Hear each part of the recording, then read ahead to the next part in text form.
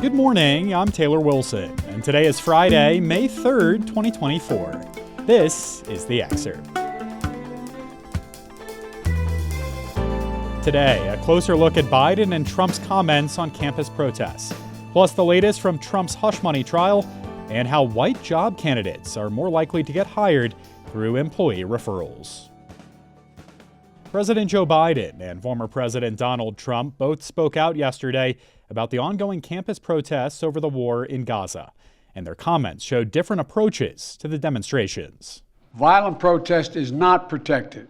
Peaceful protest is. There's the right to protest, but not the right to cause chaos. Because this is a movement from the left. These are radical left lunatics. And they got to be stopped now because it's going to go on, and it's going to get worse and worse. For more, I caught up with USA Today White House correspondent Joey Garrison. Joey, thanks for hopping on. Hey, thanks for having me on. So, Joey, President Joe Biden is condemning violence on college campuses while also defending the right for pro-Palestinian protesters to demonstrate. Can you put the president's comments in context for us here, Joey? President Biden is really trying to kind of walk a balance on this. Really, what we heard yesterday on Thursday from President Biden were his first extensive remarks since these protests erupted on college campuses. And, on the one hand, he is saying, hey, peaceful protests are a fundamental right of American democracy, of the United States. And he made clear that some of the scenes we have seen at these college protests have been violent, and he was sure to call that out. Biden faces a tricky kind of dilemma with how he responds here. I mean, he is in desperate need of young voters, progressive voters to support him in the 24 election in the same numbers they did in 2020. And so he doesn't want to turn off a lot of these people who are upset with his support for Israel and its war in Gaza. But he's also facing nonstop criticism from Trump and conservatives, Republicans, trying to tie Biden to the chaos that is unfolding in these colleges. So he also, in taking this stance, making clear he stands against the violence, he is trying to push back against that. And meanwhile, former President Donald Trump has made some comments about protests this week as well. He went after what he called the radical left, Joey. Can you help us understand his framing of these protests? Trump has been taunting Biden for days now, saying, where is Biden? He's been silent on this. And the reason he's doing that is he's trying to make Biden own these protests that are going on at the college campuses, that, hey, this is what happens under Democratic leadership. It really reminds me of kind of the way when Trump was president, how he tried to tie Biden and Democrats to the George Floyd protests that we saw happening across the country. Republicans have long thought of themselves as the law and order party, trying to tie Democrats to the lawlessness, that we're seeing among these left protesters. Of course, that's, the whole law and order thing is a bit ironic, as Trump made a lot of his remarks before going into court in New York for his, hush money trial. But that's kind of what it's play here in terms of what Trump is trying to do here in the election. It's really an appeal to a lot of independent voters or moderate Republicans who might still not be on board with Trump by trying to flag Biden and Democrats as tied to these, what Trump calls radical lefties that we're seeing in these videos. And, we're still a few months out, even from the conventions, Joey. A lot could still happen. But really, how crucial is this issue, the campus protests, the war in Gaza, the ongoing conversation there shaping up to be for these candidates this election?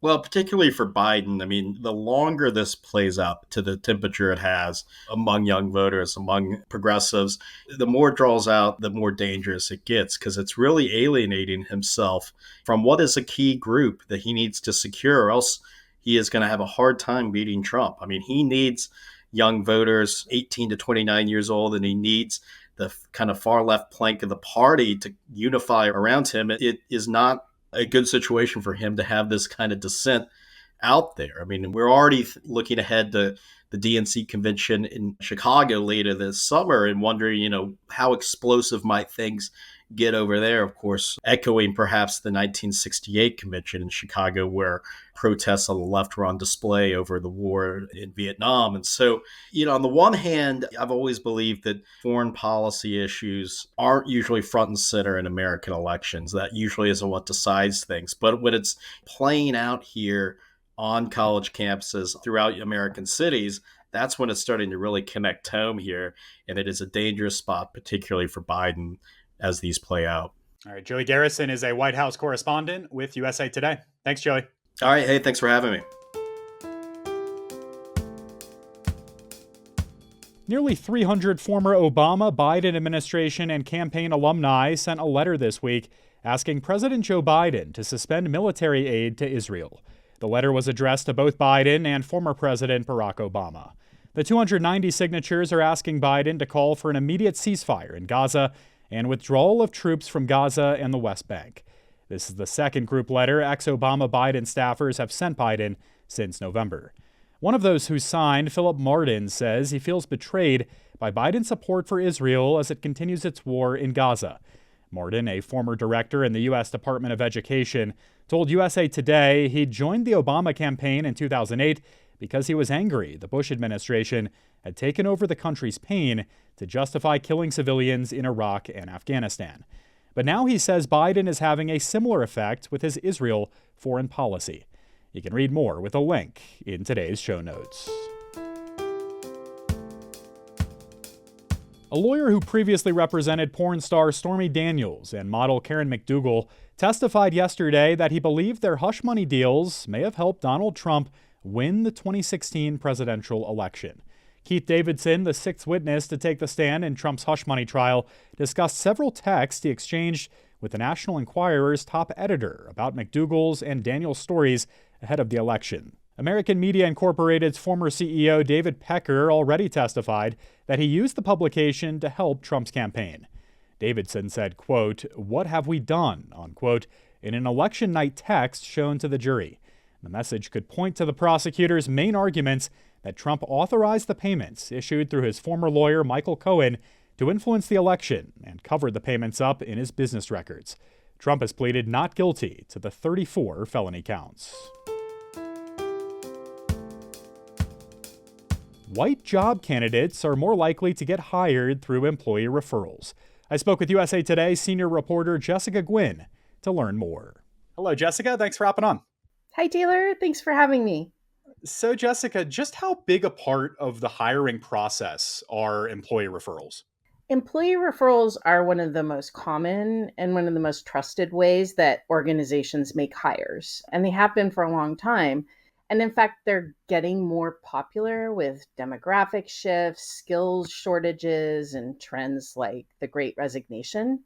When PayScale did a study in 2018, they found that employee referrals accounted for 30 to 40% of hires. But they say more recent studies indicate that as many as half of hires come from employee referrals, and with good reason. Referrals give employers access to a great talent pool, job candidates. A good referral goes a long way towards getting a job. And Diversity Firm Paradigm found that referred candidates are more than 4.5 times as likely to get hired. So, Jessica, white candidates are more likely to be hired through these types of referrals. What's the data show here? White candidates are almost twice as likely to be hired as those from other racial and ethnic groups, even in organizations that have demonstrated a commitment to diversity. And that's according to new findings that Paradigm shared with us. And this also mirrors previous research. In 2018, the PayScale research found that referral programs benefited white men more than any other demographic group.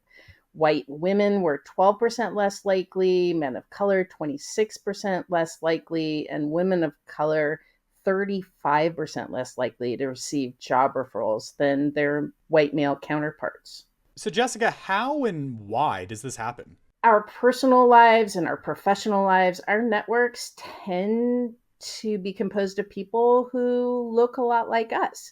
So candidates who come in through referrals look like the people who are doing the referring.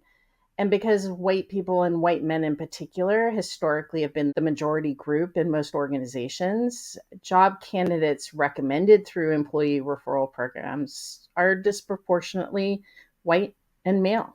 And how does this data we've been talking about counter really misleading narratives that claim DEI programs discriminate against white people? Well, anti-diversity activists claim that DEI programs discriminate against white people and give underrepresented groups an unfair advantage in hiring and promotions. But Joelle Emerson, who's CEO of Paradigm, says that data shows that isn't the case. Our own data investigation at USA Today of the nation's largest companies found that the leadership ranks are predominantly white and male, while women and people of color are concentrated at the lowest levels with less pay, fewer perks, and less opportunity for advancement. So, Jessica, what are the solutions here? Is this a matter of dumping these types of referral programs altogether, or can companies make better, more diverse hires through referrals by making some changes? So, in the past, companies used to try to address the lack of diversity in the employee referrals they were receiving by encouraging their employees to look for job candidates in their networks who come from a wide range of backgrounds and experiences. But with the anti DEI backlash, employers may be more reluctant now to do that. So, Joelle Emerson said you can still level the playing field with referrals by making some pretty simple tweaks. First of all, don't tell interviewers that a job candidate was referred by an employee. Ask every job candidate the same questions and evaluate their answers using the same criteria. If interviewers have a strong preference for one candidate over another, try to explore why that is and consider whether candidates gave stronger answers or have more relevant experience, or did they just vibe more with the interviewers? All right. Jessica Gwynn is a senior reporter with USA Today. Thank you, Jessica. Thanks so much for having me. The National Trust for Historic Preservation's annual list, now in its 37th year, looks to highlight sites with historic significance, a definition encompassing more than just the homes and landmarks linked to American founders or political and military leaders. This year's sites include Little Tokyo in Los Angeles and Eatonville, Florida, among the first self-governing all-black municipalities in the U.S. There's also New Salem Baptist Church in the former black coal camp community of Tams, Virginia, and Roosevelt High School in Gary, Indiana. Carol Quillen, the Trust president and CEO, said, quote, "Our aim is to map out a commemorative and historic landscape in this country that honors the achievements of all Americans. The stories those sites hold matter and help us understand who we are as a people and who we can become," unquote. Thanks for listening to The Excerpt. We're produced by Shannon Ray Green and Bradley Glansrock, and our executive producer is Laura Beatty. You can get the podcast wherever you get your pods, and if you're on a smart speaker, just ask for The Excerpt. I'm Taylor Wilson, back tomorrow with more of The Excerpt from USA Today.